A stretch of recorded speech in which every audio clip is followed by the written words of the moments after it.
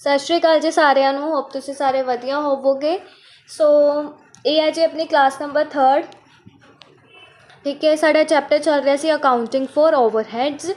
ਉਹਦੇ ਵਿੱਚ ਆਪਾਂ ਅੱਜ ਟੌਪਿਕ ਕਰਨਾ ਹੈ ਅੰਡਰ ਔਰ ਓਵਰ ਅਬਜ਼ੋਰਪਸ਼ਨ ਔਰ ਉਹਦੇ ਟਰੀਟਮੈਂਟਸ। ਠੀਕ ਹੈ, ਕਿ ਆਪਾਂ ਅੰਡਰ ਓਵरहेड ਕਿਹਨੂੰ ਕਹਿੰਦੇ ਆ ਜਾਂ ਫਿਰ ਓਵਰ ਅਬਜ਼ੋਰਪਸ਼ਨ ਓਵरहेਡ ਕਿਹਨੂੰ ਕਹਿੰਦੇ ਆ, ਅਤੇ ਉਹਦੇ ਟਰੀਟਮੈਂਟ ਅਕਾਊਂਟਿੰਗ ਦੇ ਵਿੱਚ ਕਿਹੜੇ ਕਿਸ ਤਰੀਕੇ ਨਾਲ ਕੀਤੇ ਜਾਊਗੇ, ਇਹ ਸਭ ਆਪਾਂ ਪੜ੍ਹਾਂਗੇ। ਉਸ ਤੋਂ ਪਹਿਲਾਂ ਮੈਂ ਤੁਹਾਨੂੰ ਦੱਸ ਦੇਵਾਂ, ਇਹ ਇਸ ਚੈਪਟਰ ਦੀ ਸੈਕਿੰਡ ਲਾਸਟ ਕਲਾਸ ਹੈ।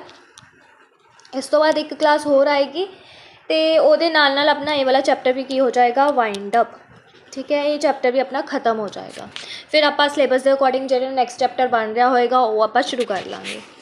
ਸੋ ਸਟਾਰਟ ਕਰਦੇ ਹਾਂ ਅੱਜ ਦੇ ਲੈਕਚਰ ਦੇ ਨਾਲ।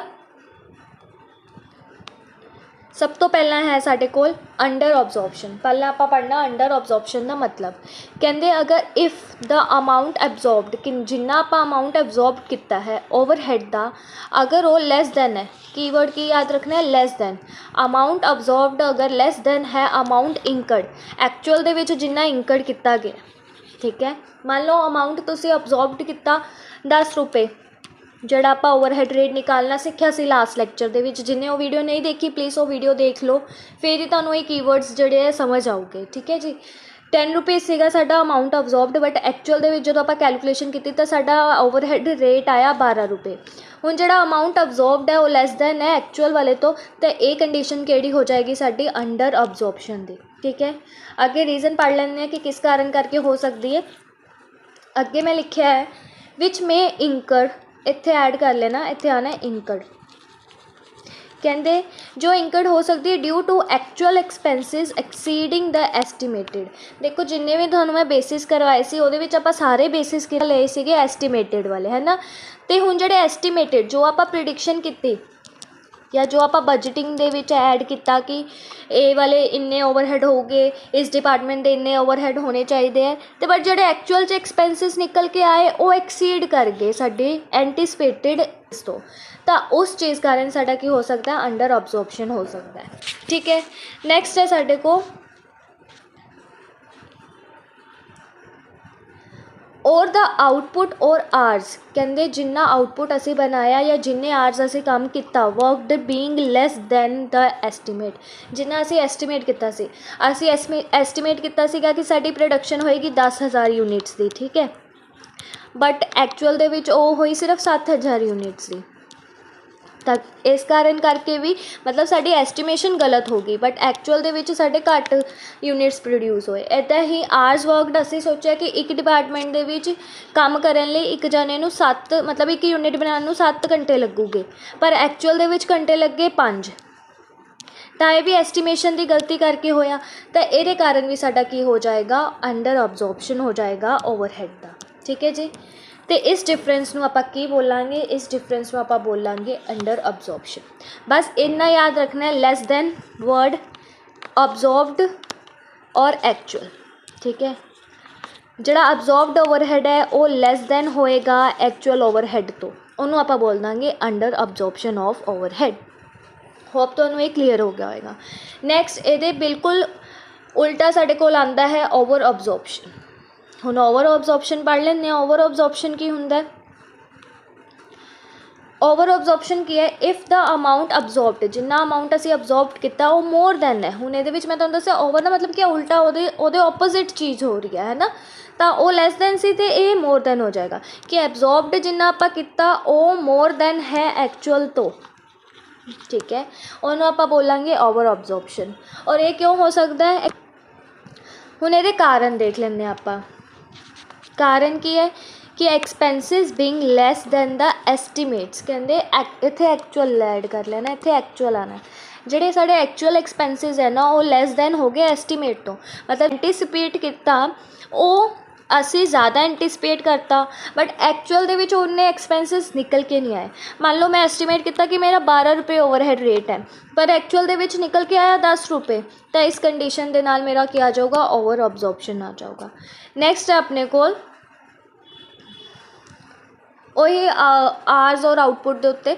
ਆਊਟਪੁੱਟ ਔਰ ਆਰਸ ਵਰਕਸ ਐਕਸੀਡਿੰਗ ਮਤਲਬ ਜ਼ਿਆਦਾ ਆਉਣਾ, ਮੋਰ ਦੈਨ। ਠੀਕ ਹੈ, ਮੋਰ ਦੈਨ ਦਾ ਐਸਟੀਮੇਟ, ਕਿ ਜਿੰਨਾ ਅਸੀਂ ਐਸਟੀਮੇਟ ਕੀਤਾ ਉਸ ਤੋਂ ਐਕਚੁਅਲ ਵਾਲਾ ਆਊਟਪੁੱਟ ਤੇ ਐਕਚੁਅਲ ਆਰਸ ਵਰਕਡ, ਜਿੰਨਾ ਟਾਈਮ ਅਸੀਂ ਐਕਚੁਅਲ ਦੇ ਵਿੱਚ ਕੰਮ ਕੀਤਾ ਉਹ ਜ਼ਿਆਦਾ ਨਿਕਲ ਕੇ ਆ ਗਿਆ, ਉਹ ਕੰਡੀਸ਼ਨ ਵਿੱਚ ਮੇਰਾ ਕੀ ਹੋ ਜਾਊਗਾ, ਓਵਰ ਅਬਜ਼ੋਰਪਸ਼ਨ ਹੋ ਜਾਊਗਾ ਓਵਰਹੈਡ ਦਾ। ਤੇ ਇਸ ਡਿਫਰੈਂਸ ਨੂੰ ਆਪਾਂ ਕੀ ਨਾਮ ਦੇਵਾਂਗੇ, ਓਵਰ ਅਬਜ਼ੋਰਪਸ਼ਨ। ਹੋਪ ਤੁਹਾਨੂੰ ਦੋਨਾਂ ਦੇ ਮੀਨਿੰਗ ਪੂਰੇ ਤਰੀਕੇ ਦੇ ਨਾਲ ਕਲੀਅਰ ਹੈ। ਅੱਗੇ ਆਪਣੇ ਕੋਲ ਹੈਗਾ ਦਿਸ ਵਿਲ ਇਨਫਲੇਟ ਦ ਕੋਸਟ। ਹੁਣ ਤੁਸੀਂ ਇਹ ਚੀਜ਼ ਯਾਦ ਰੱਖਣੀ ਹੈ, ਜਦੋਂ ਮੇਰਾ ਓਵਰ ਅਬਜ਼ੋਰਪਸ਼ਨ ਹੋਏਗਾ ਨਾ, ਓਵਰ ਅਬਜ਼ੋਰਪਸ਼ਨ ਆਫ ਓਵਰਹੈਡ, ਦੇਖੋ ਓਵਰ ਅਬਜ਼ੋਰਪਸ਼ਨ ਹੋਣ ਦੇ ਨਾਲ ਕੀ ਹੋਏਗਾ, ਅਬਜ਼ੋਰਬ ਕਿਤੇ ਕਰ ਰਹੇ ਆਪਾਂ ਸਰ, ਟੋਟਲ ਕੋਸਟ ਦੇ ਵਿੱਚ ਕਰ ਰਹੇ ਨਾ, ਟੋਟਲ ਕੋਸਟ ਆਫ ਪ੍ਰੋਡਕਟ ਦੇ ਵਿੱਚ ਕਰ ਰਹੇ ਹਾਂ, ਤੇ ਉਸ ਟੋਟਲ ਕੋਸਟ ਆਫ ਪ੍ਰੋਡਕਟ ਦੇ ਵਿੱਚ ਅਸੀਂ ਜ਼ਿਆਦਾ ਅਬਜ਼ੋਰਬਡ ਓਵਰਹੈਡ ਪਾਤੇ, ਉਹਦੇ ਨਾਲ ਜਿਹੜੀ ਮੇਰੀ ਟੋਟਲ ਕੋਸਟ ਹੈ ਉਹ ਕੀ ਹੋ ਜਾਏਗੀ, ਇਨਫਲੇਟ ਦਾ ਮਤਲਬ ਕੀ ਹੁੰਦਾ ਹੈ, ਇਨਕਰੀਜ਼ ਹੋ ਜਾਏਗੀ।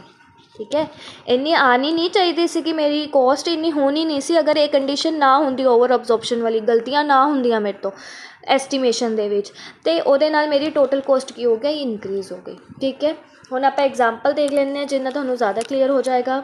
ਕਹਿੰਦੇ ਐਕਚੁਅਲ ਪ੍ਰੋਡਕਸ਼ਨ ਮੇਰੇ ਕੋ ਕਿੰਨੀ ਹੈ, 3,38,000। ਠੀਕ ਹੈ, ਤੇ ਓਵਰਹੈਡਸ ਜਿੰਨੇ ਮੈਂ ਐਬਜ਼ੋਰਬਡ ਕੀਤੇ ਹੈ, ਜਾਂ ਮਤਲਬ ਜਿੰਨੇ ਮੈਂ ਟੋਟਲ ਕੋਸਟ ਦੇ ਵਿੱਚ ਪਾਏ ਹੈ ਜਾਂ ਰਿਕਵਰ ਕੀਤੇ ਆ, ਉਹ ਮੇਰੇ ਕਿੰਨੇ ਹੈ, 3,24,480 ਰੁਪੀਜ਼। ਆਪਾਂ ਐਬਜ਼ੋਰਬਡ ਇੰਨੇ ਹੋਣੇ ਚਾਹੀਦੇ ਸੀ, ਕਰ ਆਪਾਂ ਇੰਨੇ ਦਿੱਤੇ, ਕਿਉਂਕਿ ਐਕਚੁਅਲ ਦੇ ਵਿੱਚ ਤਾਂ ਇੰਨਾ ਹੋਇਆ ਨਾ ਮੇਰੇ ਕੋਲ ਓਵਰਹੈਡ, ਕਰ ਆਪਾਂ ਇੰਨੇ ਦਿੱਤੇ, ਮਤਲਬ ਕਿਤੇ ਆਪਾਂ ਘੱਟ ਹੈ, ਕਰਨੇ ਇੰਨੇ ਸੀਗੇ, ਤਾਂ ਜਿਹੜੇ ਮੇਰਾ ਡਿਫਰੈਂਸ ਅਮਾਊਂਟ ਆਏਗਾ ਉਹ ਕੀ ਆਏਗਾ, ਮੇਰਾ ਅੰਡਰ ਅਬਜ਼ੋਰਪਸ਼ਨ ਆਏਗਾ, ਕਿ ਮੈਨੂੰ ਇੰਨੇ ਹੋਰ ਕਰਨੇ ਹੈ, ਕਿਤੇ ਨਹੀਂ ਹੈ। ਠੀਕ ਹੈ ਜੀ, ਨੈਕਸਟ ਹੈ ਸਾਡੇ ਕੋਲ दूसरा एग्जाम्पल ओवर अब्जॉर्प्शन का। एक्चुअल प्रोडक्शन सेम एग्जाम्पल है, एक्चुअल प्रोडक्शन उन्नी है, ओवरहेड अब्जॉर्ब्ड या रिकवर्ड किन्ने किते मैं 3,48,000। हुण मैं ज़्यादा अब्जॉर्ब्ड कर दिते, एक्चुअल दे विच तां घट होए है, तो एक ही हो जाएगा मेरा ओवर अब्जॉर्प्शन वाला केस। हुण आपां पढ़ना सब तो इंपॉर्टेंट टॉपिक इहदे which causes of under and over absorption of overhead. ठीक है, कि मतलब की है कि किन्हां कारणा करके मेरी अंडर और ओवर अब्जॉर्प्शन होएगी ओवरहेड्स की। ठीक है, देख लेंगे हैं। सब तो पहला है एरर इन एस्टिमेटिंग ओवरहेड्स। ये आप डेफिनेशन दे विच भी पढ़ लिया कि आप गलतियां करते हैं, एरर्स मतलब आप गलतियां करते हैं, एस्टिमेशन मतलब प्रिडिक्ट करन दे विच, कि जो आप एंटीसिपेट किया वो आप गलत एंटीसिपेट करता, एक्चुअल दे विच कुछ होर होना सीगा, ते इहदे करके जिन्नियां इस अब्जॉर्ब्ड भी हो सकते हैं तो ओवर अब्जॉर्ब्ड भी हो सकते हैं। ठीक है जी, हुण पढ़ लेंगे हैं the total overhead actually incurred, जिन्हें मेरे एक्चुअल दे विच इंकर्ड होए फॉर अ डिपार्टमेंट, एक डिपार्टमेंट वास्ते, मे बी वो ज़्यादा या घट होन अमाउंट एस्टिमेटेड। ठीक है, हुण इहदे विच दोनों की इकट्ठी गल की, अंडर अब्जॉर्प्शन की भी इकट्ठी गल की जा रही है, ओवर अब्जॉर्प्शन की भी इत्थे ही गल की जा रही है। ठीक है जी, कहते कि जिहड़े मेरे एक्चुअल ओवरहेड है डिपार्टमेंट दे, ਉਹ ਜਾਂ ਤਾਂ ਘੱਟ ज़्यादा ਹੋਏ ਹੋਣਗੇ ਜਾਂ ਤਾਂ ਮੇਰੇ ਘੱਟ ਹੋਏ ਹੋਣਗੇ ਜਿੰਨਾ ਮੈਂ ਐਸਟੀਮੇਟ ਕੀਤਾ ਹੋਏਗਾ। ਤੇ ਇਹ ਕੰਡੀਸ਼ਨ ਦੇ ਨਾਲ ਇਸ ਕਾਰਨ ਕਰਕੇ ਐਰਰ ਆਫ ਐਸਟੀਮੇਸ਼ਨ ਕਰਕੇ ਮੇਰੀ ਕਿਹੜੀ ਕੰਡੀਸ਼ਨ ਅਰਾਈਜ਼ ਹੋਏਗੀ, ਅੰਡਰ ਅਬਜ਼ੋਰਪਸ਼ਨ ਦੀ ਤੇ ਓਵਰ ਅਬਜ਼ੋਰਪਸ਼ਨ ਦੀ। ਠੀਕ ਹੈ ਜੀ, ਹੁਣ ਅੰਡਰ ਅਬਜ਼ੋਰਪਸ਼ਨ ਕਦੋਂ ਹੋਏਗਾ, ਜਦੋਂ ਮੇਰਾ ਐਕਚੁਅਲ ਵਾਲਾ ਲੈਸ ਦੈਨ ਹੋਏਗਾ, ਤੇ ਓਵਰ ਅਬਜ਼ੋਰਪਸ਼ਨ ਕਦੋਂ ਹੋਏਗਾ, ਜਦੋਂ ਮੇਰਾ ਐਕਚੁਅਲ ਵਾਲਾ ਮੋਰ ਦੈਨ ਹੋਏਗਾ ਐਸਟੀਮੇਟਡ ਤੋਂ। ਹੋਪ ਤੁਹਾਨੂੰ ਇਹ ਕਲੀਅਰ ਹੋ ਗਿਆ ਹੋਏਗਾ। ਨੈਕਸਟ ਆਉਂਦਾ ਸਾਡੇ ਕੋਲ error in estimating proper volume. Volume का मतलब की है इत्थे आउटपुट, आउटपुट मीनस प्रोडक्शन। ठीक है, हुण आपां एस्टिमेशन किहदे विच गलती करती, असीं वॉल्यूम नूं एस्टिमेट करन दे विच गलती करती, मतलब आपां आउटपुट नूं एस्टिमेट करन दे विच गलती करती। हुण पढ़दे आ the actual volume of output, जिन्ना मेरा एक्चुअल वॉल्यूम ऑफ आउटपुट निकल के आया वो या तो ज़्यादा हो सकता है मोर, या तो less than of the output जिन्ना असी एंटीसिपेट किया सी। ठीक है, या ज़्यादा भी हो सकता है तो घट भी हो सकता है जिन्ना असी एंटीसिपेट किया सी। इन्हां दोनों कारणों करके साडे कोल किहड़ी कंडीशन आएगी, ओवर दी ते अंडर अब्जॉर्प्शन दी। ठीक है जी, तो इसनों आपां की बोल देंगे, ये भी किहड़ा एरर होएगा, एरर इन एस्टिमेटिंग। ठीक है, एस्टिमेटिंग वर्क किहदे विच होऊगा, ये वॉल्यूम विच होऊगा। नंबर 3 की कह रहा है the actual hours worked, Jinnah time असी काम किया, मे बी वो ज़्यादा हो सकता है, मे बी वो घट हो सकता है आवर्स एंटीसिपेटेड, जिन्ना असी एस्टीमेट किया।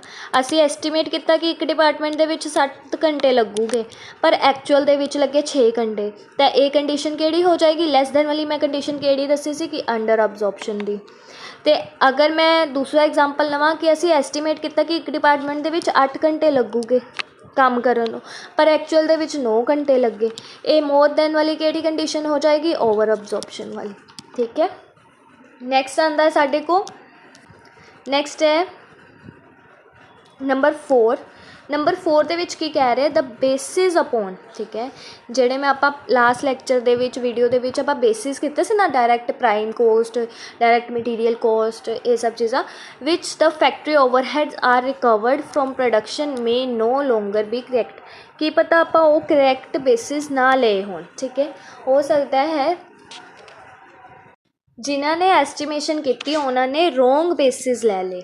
ਠੀਕ ਹੈ, ਰੋਂਗ ਬੇਸਿਸ ਲੈ ਲਏ, ਤਾਂ ਉਹਦੇ ਕਰਕੇ ਜਿਹੜੀ ਅਮਾਊਂਟ ਵਿੱਚ ਮੇਰਾ ਚੇਂਜ ਆਏਗਾ ਵੱਧ ਜਾਂ ਘੱਟ, ਉਹਨੂੰ ਆਪਾਂ ਕੀ ਬੋਲ ਦੇਵਾਂਗੇ? ਐਰਰ ਬੋਲ ਦੇਵਾਂਗੇ। ਠੀਕ ਹੈ। On account of changes in the price of material, ਕਿਸ ਰੀਜ਼ਨਸ ਕਰਕੇ ਹੋ ਸਕਦਾ ਹੈ ਕਿ ਮਟੀਰੀਅਲ ਦਾ ਪ੍ਰਾਈਸ ਚੇਂਜ ਹੋ ਗਿਆ। ਪਹਿਲਾਂ ਆਪਾਂ ਕਿਸ ਪ੍ਰਾਈਸ 'ਤੇ ਖਰੀਦਿਆ ਸੀ ਮਟੀਰੀਅਲ, ਹੁਣ ਆਪਾਂ ਕਿਸੇ ਹੋਰ ਪ੍ਰਾਈਸ 'ਤੇ ਖਰੀਦ ਰਹੇ ਹਾਂ। ਵੇਜ ਰੇਟਸ ਦੇ ਵਿੱਚ ਚੇਂਜ ਆ ਗਿਆ। ਉਹ ਇਹਨਾਂ ਰੀਜ਼ਨਾਂ ਕਰਕੇ ਜਿਹੜੇ ਮੇਰੇ ਓਵਰਹੈਡ ਜਾਂ ਜ਼ਿਆਦਾ ਜਾਂ ਘੱਟ ਹੋਊਗੇ, ਉਹਦੇ ਵਿੱਚ ਇਹ ਵਾਲਾ ਰੀਜ਼ਨ ਦਿੱਤਾ ਜਾਏਗਾ। ਠੀਕ ਹੈ ਜੀ।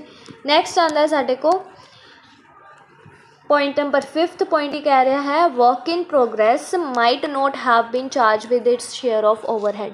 देखो ਹੁਣ ਆਪਾਂ ਜਿੰਨਾ ਪੜ੍ਹਿਆ, ਆਪਾਂ ਕੀ ਪੜ੍ਹਿਆ ਸੀਗਾ ਕਿ ਓਵਰਹੈਡ ਲੈ ਰਹੇ ਹਾਂ, ਓਵਰਹੈਡ ਰੇਟ ਨਿਕਾਲ ਰਹੇ ਹਾਂ, ਹੈ ਨਾ, ਡਾਇਰੈਕਟ ਮਟੀਰੀਅਲ ਦੀ ਕੋਸਟ ਦੇ ਉੱਤੇ, ਅਤੇ ਉਹਦੇ ਵਿੱਚ ਆਪਾਂ ਕਿਤੇ ਵੀ ਵਰਕ ਇਨ ਪ੍ਰੋਗਰੈਸ ਨਹੀਂ ਇਨਕਲੂਡ ਕੀਤਾ ਸੀ। ਵਰਕ ਇਨ ਪ੍ਰੋਗਰੈਸ ਦਾ ਮਤਲਬ ਕੀ ਆ? ਉਹ ਗੁਡਸ ਜੋ ਹਜੇ ਪੂਰੀ ਤਰ੍ਹਾਂ ਨਾਲ ਫਿਨਿਸ਼ਡ ਨਹੀਂ ਹੋਏ, ਹਜੇ ਇਨ ਪ੍ਰੋਸੈਸ ਨੇ। ਠੀਕ ਹੈ, ਉਹਨਾਂ ਦੇ ਵਿੱਚ ਹਜੇ ਇਨ ਪ੍ਰੋਸੈਸ ਨੇ, ਹਜੇ ਉਹਨਾਂ ਨੂੰ ਟਾਈਮ ਲੱਗੇਗਾ ਫਿਨਿਸ਼ ਗੁਡਸ ਬਣਨ ਵਾਸਤੇ, ਤਾਂ ਉਹਨਾਂ ਦੀ ਕੋਸਟ ਤਾਂ ਆਪਾਂ ਇਨਕਲੂਡ ਕੀਤੀ ਹੀ ਨਹੀਂ, ਤਾਂ ਉਹਦੇ ਕਰਕੇ ਜਿਹੜੇ ਮੇਰੇ ਓਵਰਹੈਡ ਜ਼ਿਆਦਾ ਜਾਂ ਘੱਟ ਹੋ ਜਾਊਗੇ, ਉਹਨੂੰ ਆਪਾਂ ਬੋਲ ਦਾਂਗੇ ਵਰਕ ਇਨ ਪ੍ਰੋਗਰੈਸ ਐਰਰ। ਠੀਕ ਹੈ ਜੀ। ਨੈਕਸਟ ਆਉਂਦਾ ਹੈ ਸਾਡੇ ਕੋਲ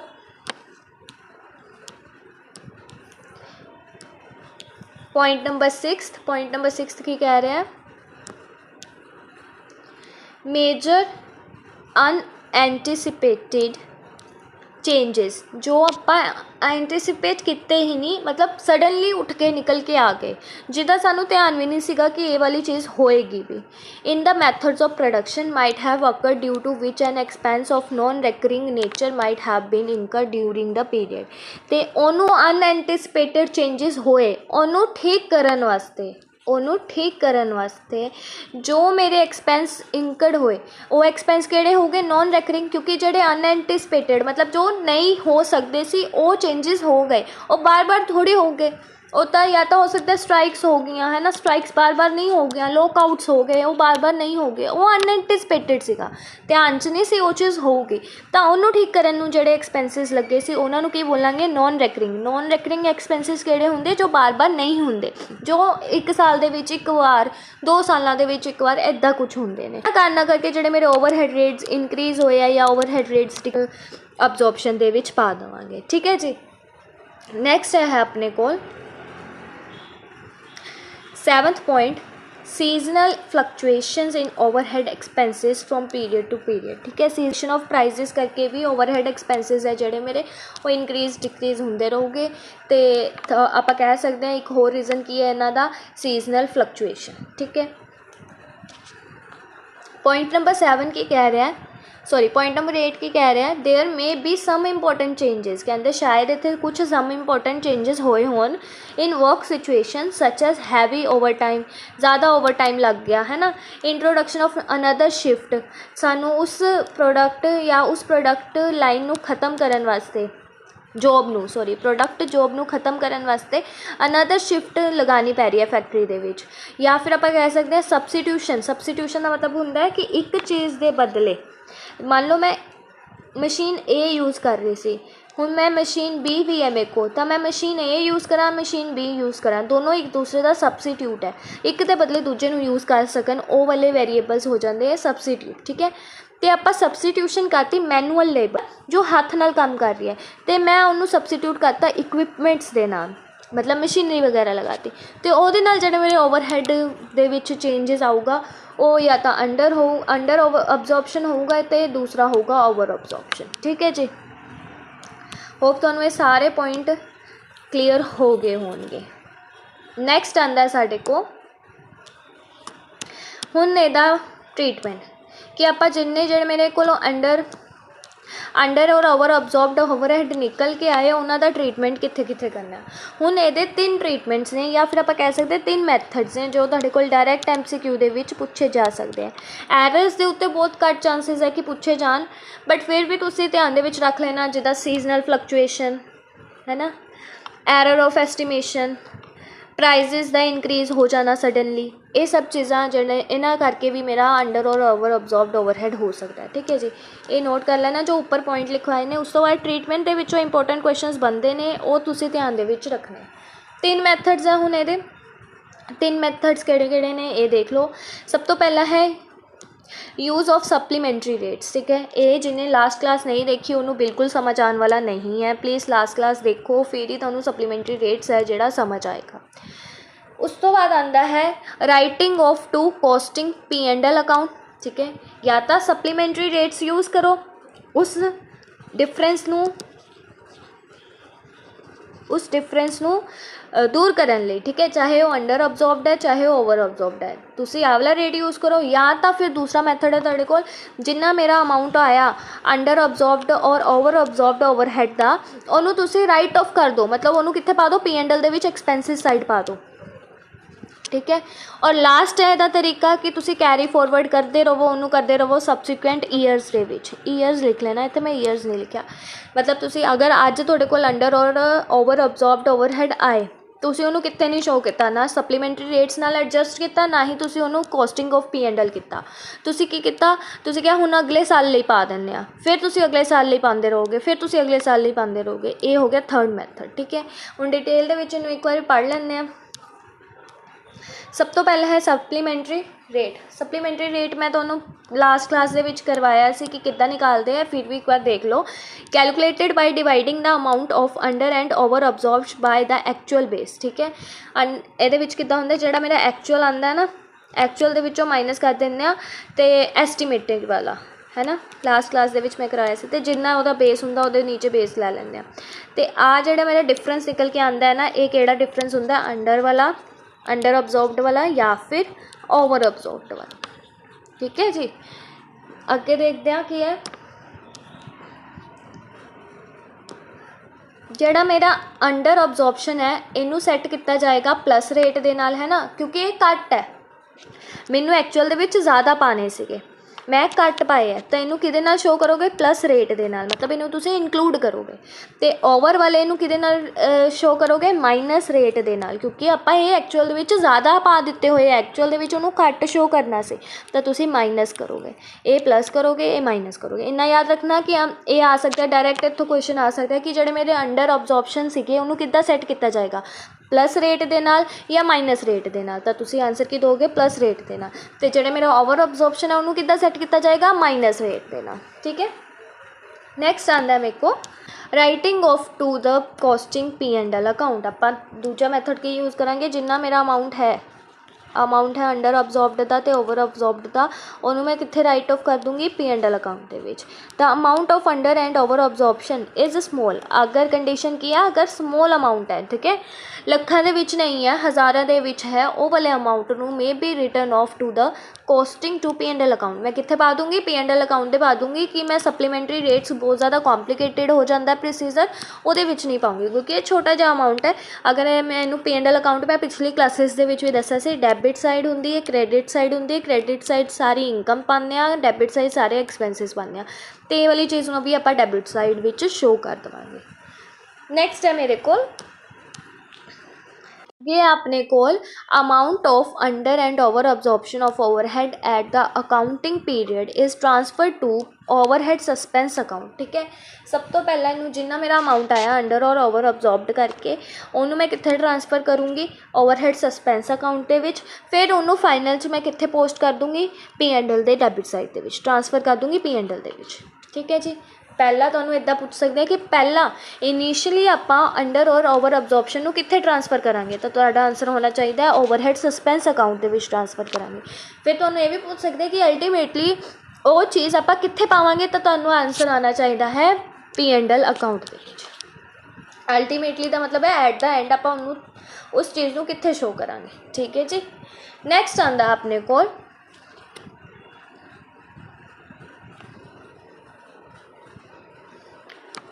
ਕਹਿੰਦੇ if some portion of under and over absorbed arises due to the abnormal causes. ਕਹਿੰਦੇ ਅਗਰ ਜਿਹੜਾ ਮੇਰਾ ਅੰਡਰ ਔਰ ਓਵਰ ਅਬਜ਼ੋਰਬਡ ਵਾਲਾ ਅਮਾਊਂਟ ਹੈ ਉਹ ਕੁਛ ਐਬਨੋਰਮਲ ਕੋਜ਼ਿਸ ਕਰਕੇ ਅਰਾਈਜ਼ ਹੋਇਆ, such as strikes, lockouts, major breakdown. Strikes ਦਾ ਮਤਲਬ ਤਾਂ ਜਿੱਦਾਂ ਲੇਬਰ ਨੇ ਸਟ੍ਰਾਈਕ ਕਰਤੀ, ਲੋਕਆਊਟਸ ਮਤਲਬ ਕਿ ਇੰਨੇ ਦਿਨ ਤੁਹਾਡੀ ਫੈਕਟਰੀ ਬੰਦ ਰਹੀ, ਮੇਜਰ ਬ੍ਰੇਕਡਾਊਨ ਦਾ ਮਤਲਬ ਤੁਹਾਡੀ ਮਸ਼ੀਨਰੀ ਪੂਰੀ ਤਰ੍ਹਾਂ ਨਾਲ ਖਰਾਬ ਹੋ ਗਈ, ਉਹਨੂੰ ਦੁਬਾਰਾ ਤੋਂ ਰਿਪੇਅਰ ਕਰਵਾਉਣ ਵਿੱਚ ਬਹੁਤ ਟਾਈਮ ਜਾਏਗਾ।